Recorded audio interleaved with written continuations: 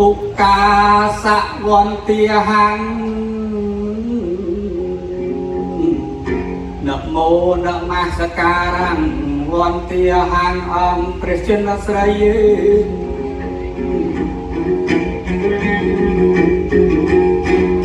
พระไตรใบดอกจังใบละไอ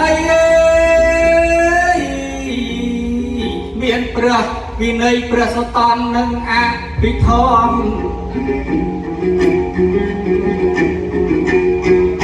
รำลึกนึกคุณเมียตาหายน้องใบตาจะต้องเนียมมังครัวจาริยังปุปปิจา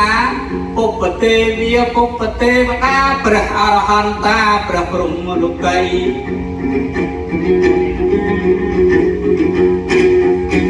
ไตรสรณะทานใบในบาวัจนะคือเทียนศาสนาพระมหาสัตย์ไทยเชื่อมนุษย์กรุบกรองเรียกรถบริกรรมผู้เชี่ยวทับใดในสวรรค์ภูมิ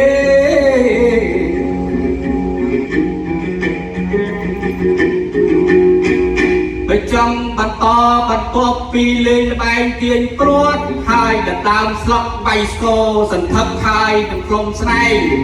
ยมปาดเลิกหัดถึงปีจัดใจออกซาโตขนมชนะทำไม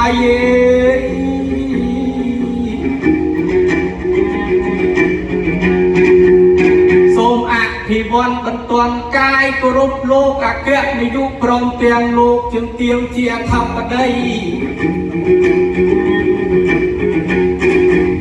ព្រមទាំងបុគ្គលិកទាំងអស់គ្រប់ជាន់គ្រប់ថ្នាក់លោកគ្រូអ្នកគ្រូព្រមទាំងសន្តិសុខនិងអនាម័យដល់ទាំងគ្នានៅក្នុងស្ថាប័នអប់រំអនស៊ីធីឡាយនៅក្នុងស្ថាប័នអាយុតុនធីឡាយសិតសិនមានស្នាដៃក៏សាងជាតិទេ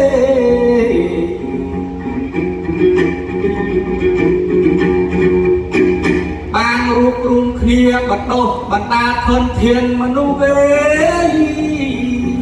ឲ្យមានស័ក្តិមានយសមានគេឈ្មោះគ្រូព្រាតរាប់តាំងពីថ្នាក់មតីដល់ថ្នាក់បណ្ឌិតទៀតជួយសង្គមជាតិដោយធម្មទាន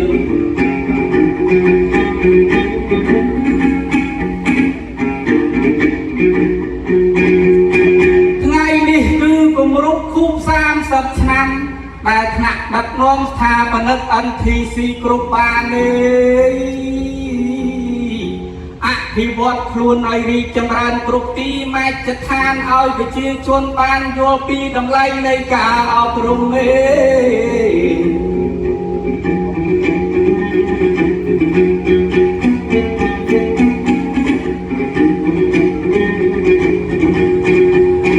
បង្កើតសាលារៀនដល់ល្បីល្បាញដាក់ឈ្មោះបង្ហាញជាតិសាសន៍និយមហាក់បីដូចរំលឹកដាស់តឿនឲ្យយើងចងចាំគឺសវណ្ណភូមិប្រែមកថាដីមា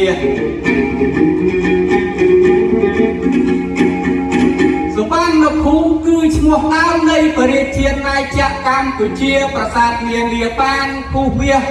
សិលាចរិតបានចាយយ៉ាងច្បាស់កម្ពុជាគឺប្រទេសដីមាសនៅជ្រោយឥណ្ឌូចិនស្ថាប័នអប់រំទំហំខ្នាតយក្សស្ថាបនិកអគ្គមគ្គុទ្ទេសក៍ប្រសពប៉ុណ្ណេ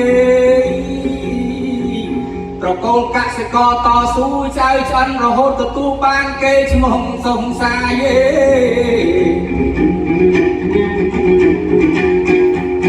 បង្កើត សាលារៀនដោយច្រើនសន្ធឹកគេស្ថាបនិកគូលោកអគ្គនាយកជាធីឡាយព្រមទាំងលោកជំទាវយូឃីមធីឡាយភរិយាដល់ប្របីបញ្ញាជ្រៅជ្រះលោកជាអ្នកមានបុណ្យមកចាត់ធាតុប្រសូតនឹងកើតនៅក្នុងភូមិសាស្ត្រភូមិរកាភូមិប៉ាស្រែស្រុកព្រៃកបាស់ខេត្តតាកែវវ័យចំណាស់សម្បូរអ្នកប្រាជ្ញា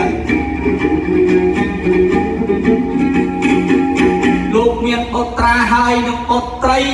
ប្រុស2ស្រី3សរុប5នាក់អេសតសង្កលបុត្រអណែកណាកតញ្ញូជឿជាក់គុណមេត្តាហើយនឹងបៃតា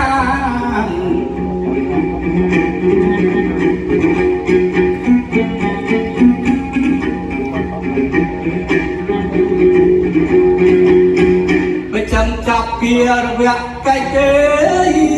ខ្ញុំបាទក៏មិនភ្លេចលើកយកពីប្រវត្តិខ្លះ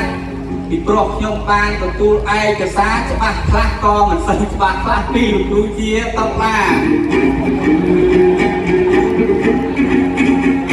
តែលោកគ្រូគាត់រៀនកសង្ហាហើយចូលចិត្តផ្នែកខាងជាបី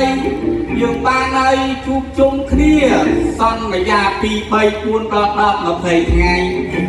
ថាបើអូនហើយអ្នកជាបីតែជ្រៀងមិនត្រឹមត្រូវមុខតកខ្លីហើយកុំភឹង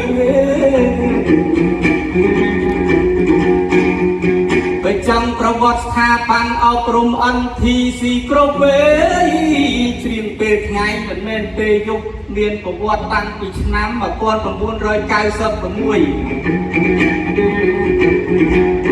តែលោកអគ្គនាយកលោកទុកព្រួយចង់លើកស្ទួយប្រទេសកម្ពុជាកាលនោះប្រទេសយើងទើបនឹងរួចផុតពីរបបវេទនាគឺរបប3 ឆ្នាំ 8 ខែនិង 20 ថ្ងៃ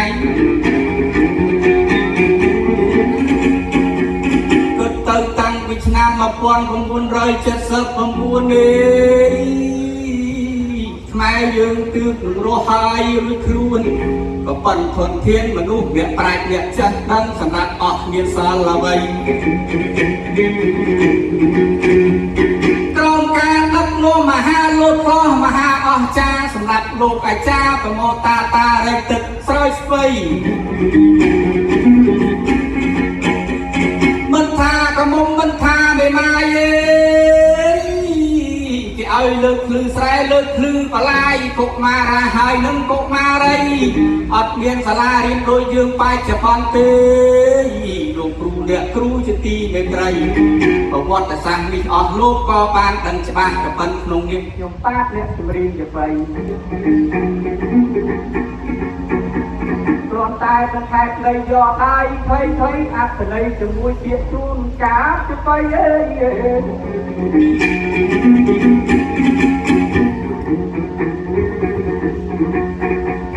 ចឹងហើយបានជានៅក្នុងឆ្នាំ1996អើ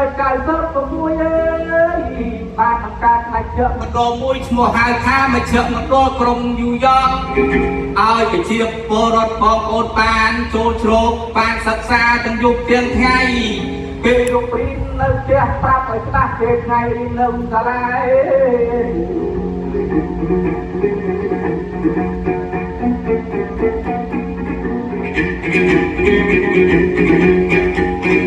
រហូតដល់ឆ្នាំ2001សន្តានាដោយសារមានការប្រកួតប្រជែងរីកចម្រើនក៏គ្រាន់បើដែរមានបង្ហូរបង្ហែមានទាំងវិស័យនយោបាយសេដ្ឋកិច្ចឬក៏យោធាក្តីវិស័យឲ្យអប់រំបើយើងនិយាយទៅចោះឲ្យចំគឺយើងពង្រីកសាខាពេញទឹកកាយពេញដីកែសម្រួលពីមជ្ឈមណ្ឌលមកវិទ្យាជាវិទ្យាឋានយូយ៉កធីឡាយខ្ញុំបាទសូមបរិយាយកាត់យកដោយខ្លីៗរហូតដល់ឆ្នាំ2002មានការឧបត្ថម្ភហិរញ្ញវត្ថុពីយូតុនធីឡាយ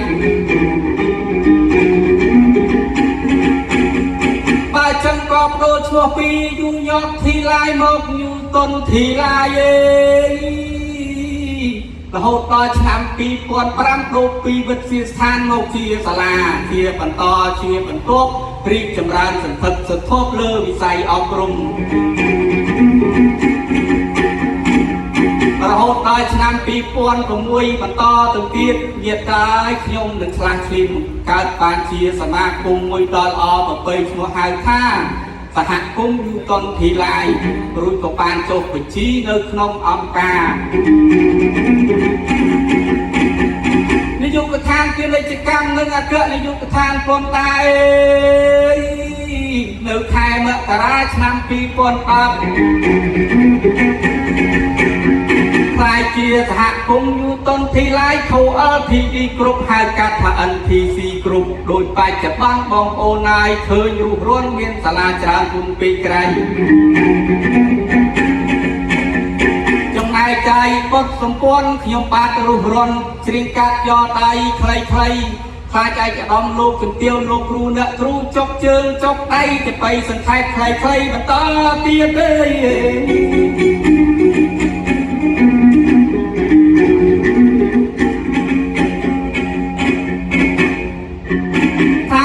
អប់រំ NTC គ្រប់មានបុតសម្ព័ន្ធទី1គឺសាលាអន្តរជាតិ EVEST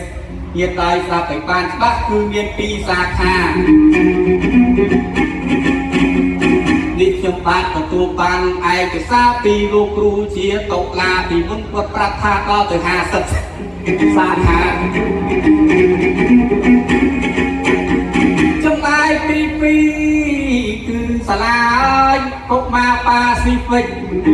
មិនមែនតិចមានដល់7សាខាខុសត្រូវយ៉ាងណាសូមលោកអគ្គនាយកលោកខាងព្រៃចំណែកទី3រៀបរាប់ដោយសំរុំមានហើយសាលារៀនសុវណ្ណភូមិល្បីល្បាញពេញទឹកកាយពេញដី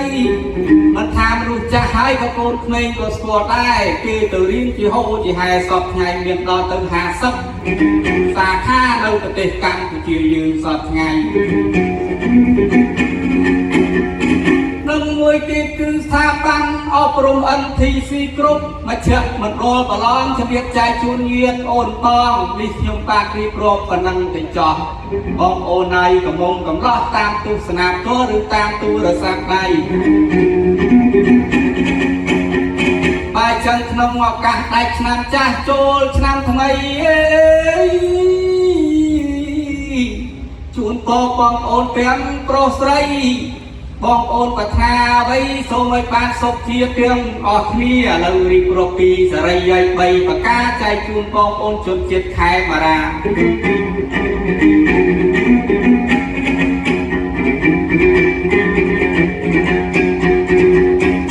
ទាក់ទងនឹងប្រវត្តិនៃសរិយាយ3ប្រការខ្ញុំបាទរៀបរាប់តាមក្បួនសត្រាដែលបានចែកចាទុករហូតដល់សពថ្ងៃ